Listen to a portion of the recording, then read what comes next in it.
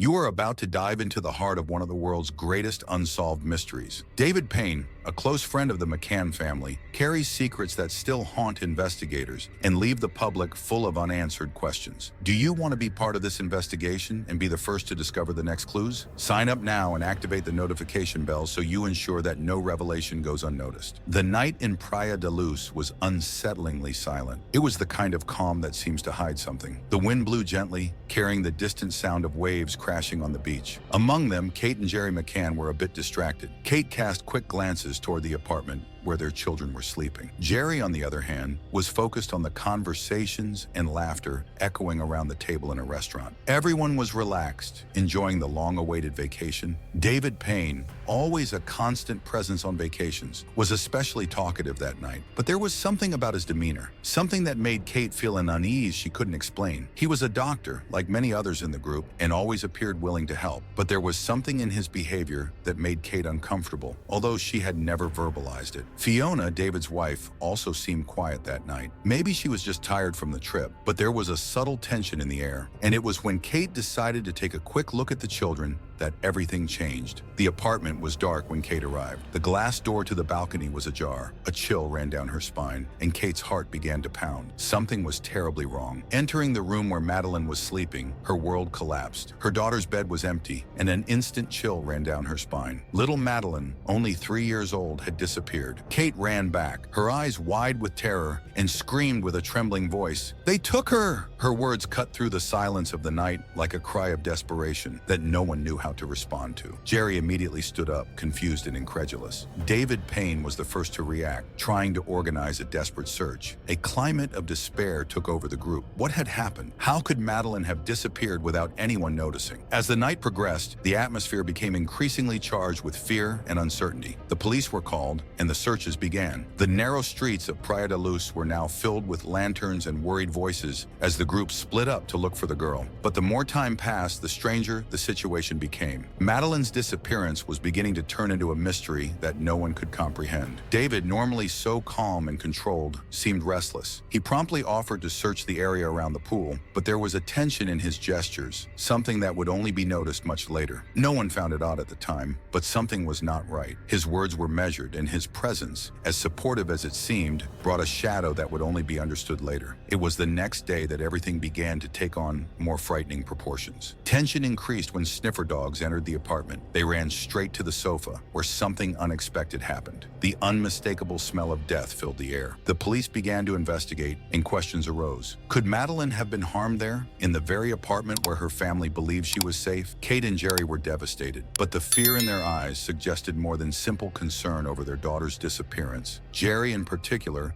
seemed to struggle to maintain composure. But what stood out most was David Payne's reaction. He watched everything from afar, avoiding direct involvement as much as possible. And it was then that past details began to surface. Katharina Gaspar, one of the couple's friends, had told the police about a disturbing incident involving David. During a previous trip, she had witnessed strange and inappropriate gestures from him, something that made her never leave her daughter near him again. At that time, no one paid much attention, but now, with Madeleine missing, and David's behavior increasingly suspicious, those memories began to gain new weight. As the investigation progressed, the police began to notice gaps in the testimonies. What really happened that night? And why did David Payne turn off his cell phone precisely in the days leading up to the disappearance? His silence was increasingly suspicious, and the other members of the group, including Jerry, seemed to be covering something. With each new clue, the tension increased. Something sinister had happened. Something much bigger than Madeleine's disappearance quickly turned into a whirlwind of theories and suspicion. What began as a desperate search for a missing child soon took a much darker turn. The Portuguese investigators, initially focused on the kidnapping hypothesis, began to question the inconsistencies in the testimonies of the parents and friends who were with them that night. Every detail that didn't fit seemed to increase distrust. The main conflict began to unfold when sniffer dogs detected the odor of blood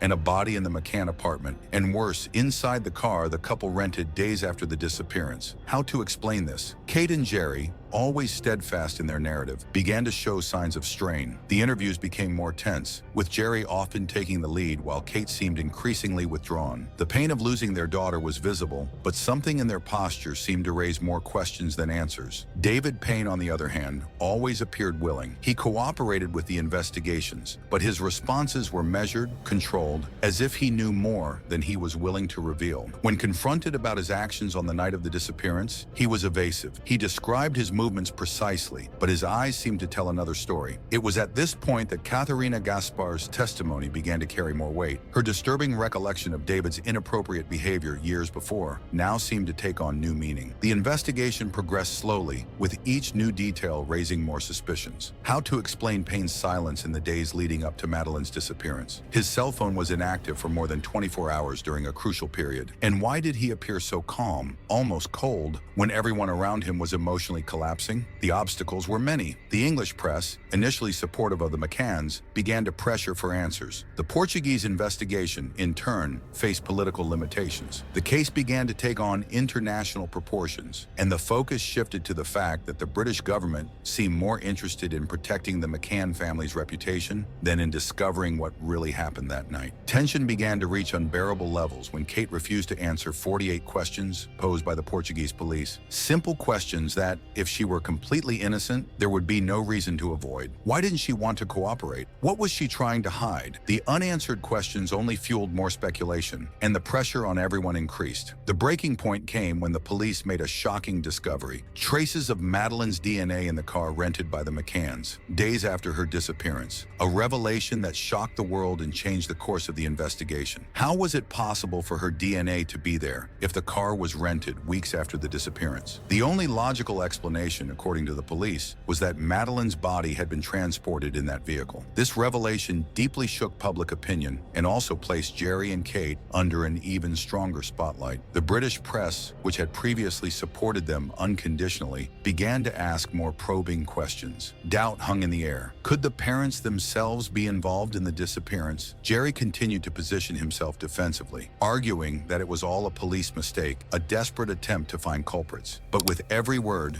every new interview, it became harder to ignore the growing discomfort in his voice. Kate, who had been trying to stay strong until then, began to emotionally collapse. In a televised interview, she simply couldn't hold back her tears, shaking her head in denial while Jerry tried to maintain control. The weight of the suspicions on the couple seemed to be slowly destroying them, but the truth was still far from being revealed. Meanwhile, David Payne continued to be a silent shadow in the story. Questions about what really happened that night loomed over him like a storm cloud. Did he know more than he was willing to tell? The connections between him, Jerry, and the other friends in the group seemed to hide something much deeper than just a common friendship. The investigations entered a decisive phase. With Madeleine's DNA found in the car rented by the McCanns, everything seemed to be heading towards a dramatic conclusion. The atmosphere around the family was heavy, as if a dense cloud hovered over them, pressing down more and more. The Portuguese police advanced with their theories, and the international media waited impatiently for a conclusion. Jerry, usually articulate, seemed more nervous than ever in interviews. His eyes darted quickly, as if looking for an escape. Next to him, Kate could barely keep her composure. Her face, always tense, now showed deep emotional exhaustion. Her hands clenched together, while Jerry tried once again to convince the public that they were being wronged. But something in the air had already changed. People began to question the narrative. The question no one wanted to ask was on everyone's minds. How did Madeleine's DNA end up in the car if she had disappeared weeks before the vehicle was rented? The silence that followed this question was heavy. It was as if the answer was somewhere, but everyone was too afraid to find it. In the McCann living room, the lights were dim, the environment suffocating. What once seemed like a cozy home was now a prison of lies and uncertainties. Kate sank into the sofa, exhausted. Each new day seemed to be a greater struggle. David Payne, until then a discreet figure, began to be mentioned more frequently. Katharina Gaspar's testimony about his suspicious behavior years before resurfaced. She had observed strange gestures, subtle provocations, and now all of this seemed to fit together in a frightening way. Did he know more than he said? Was he involved in some way? Payne maintained the same calm tone in his few public statements, but something in his posture didn't seem right. The group of friends, once united, was now under overwhelming pressure. They could barely look at each other without the weight of what happened that night coming back to mind. Tensions increased, and small details from each person's statements began to show glaring inconsistencies. Every new interview seemed to raise more more questions than answers, and doubt spread. The prolonged silence among them, Payne's evasive gaze, and Kate's inability to answer crucial questions turned the case into a tangled web of secrets that no one wanted to unravel. One of the most striking moments occurred when Kate, during a TV interview, was directly confronted about what happened that night. The question was simple but devastating. Why didn't you call the police immediately when you noticed Madeleine had disappeared? Her silence lasted an eternity. The camera focused on her eyes, which wavered for a second before she responded with a choked voice. "I don't know, I was in shock." But something about that answer wasn't convincing. The public, once sympathetic to her suffering, now began to doubt. Desperation intensified with each revelation as the pieces of this dark puzzle began to form an image that no one was ready to see. What was being hidden that fateful night? And then came the last straw. David Payne, who had so far stayed away from the spotlight, was called for a new interview. They asked about his connections with the McCann family and about the days following the disappearance. His usual calm tone was the same, but there was a tension on his face that wasn't there before. He hesitated when asked why his cell phone was inactive on May 3rd, the night of the disappearance. The answer was vague, almost rehearsed, and left more doubts than certainties. The siege was closing in. Each new clue brought more questions. What were they hiding? What really happened that night? The public, who followed each new episode, wanted answers. The pressure on the McCanns was at its peak. Every new piece of evidence emerged like a hammer, breaking the trust the public had in them. The media surrounded them from all sides, and the police continued their work, although for many it seemed they were going in circles. The DNA in the car was a key piece, but to many's surprise, the McCanns' explanation for it was disconcerting. Kate and Jerry claimed that Madeleine could have come into contact with the clothes or objects they had transported in the car weeks after the disappearance. A weak justification for such a contundent fact. Time passed and the sense of urgency diminished. David Payne was put under the spotlight in an unexpected way. Katharina Gaspar's testimony, which had long been ignored, finally received the attention it deserved. She described Payne in a disturbing manner. His attitudes and gestures, especially with the children, had always been uncomfortable. His soft speech and respectable doctor's appearance concealed a dark layer. And when the public was confronted with these descriptions, doubts only increased. However, the investigation began to cool down. Even with all the new suspicions raised, there was no concrete enough evidence to lead to an arrest. Frustration took hold. How can a child disappear without leaving traces? And more disturbing, how can so many people keep secrets for so long? Each of the McCanns' close friends, who were together that fateful night, maintained their version of events so synchronously that it seemed rehearsed. Amidst all this, Kate, already emotionally drained, began to withdraw even more from public life. She, who used to speak frequently, was now a shadow of sadness and exhaustion, like someone who had been broken inside. Jerry, on the other hand, remained steadfast, trying to protect the family from the avalanche of criticisms and conspiracy theories. But even he seemed more worn down. His calculated speeches no longer had the same effect as before. David Payne, who had so far remained in the background, also began to fall silent. His appearances became rare, and he seemed increasingly isolated. Katharina Gaspar and her persistent denunciation continued to echo in the public's mind. But without definitive proof, Payne managed to escape justice's grasp. For many, the resolution never came. The case was largely archived by the Portuguese police, without concrete answers as to where Madeleine was or what really happened that night. Time, which was once the McCanns' greatest enemy, began to become their ally, slowly erasing doubts in daily headlines. But for those who closely followed the case, the feeling that something much bigger was being covered up remained. What really happened that night? Was it an accident covered up by desperation, or something much darker, involving secrets that would never be revealed? The story of Madeleine McCann, a child full of life and dreams, was marked by mystery and pain. The search for answers led to more questions, and, as it seems, Madeleine's fate will remain one of the greatest unsolved mysteries of our time. Kate and Jerry continued their lives, but the weight of losing a child never disappears. For them, the pain is constant, an open wound that will never heal. David Payne, on the other hand, lives under the shadow of suspicions.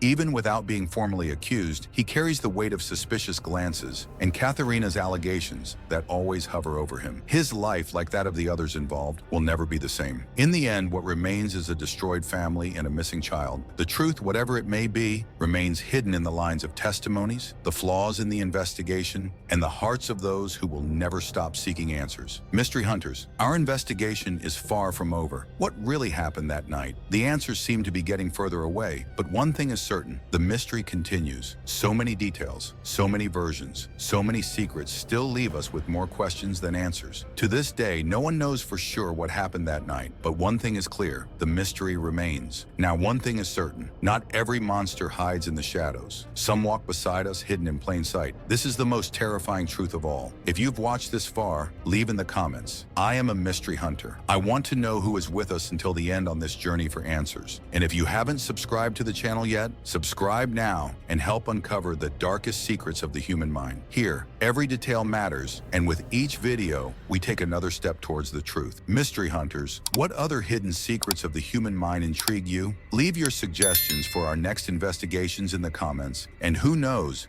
you might help us unravel our next mystery. If you're looking for more answers and twists, click on the next video. In it, we will dive even deeper into a story that will challenge everything you think you know. Get ready for an even more disturbing mystery. Stay tuned because evil might be closer than you think. Until the next investigation.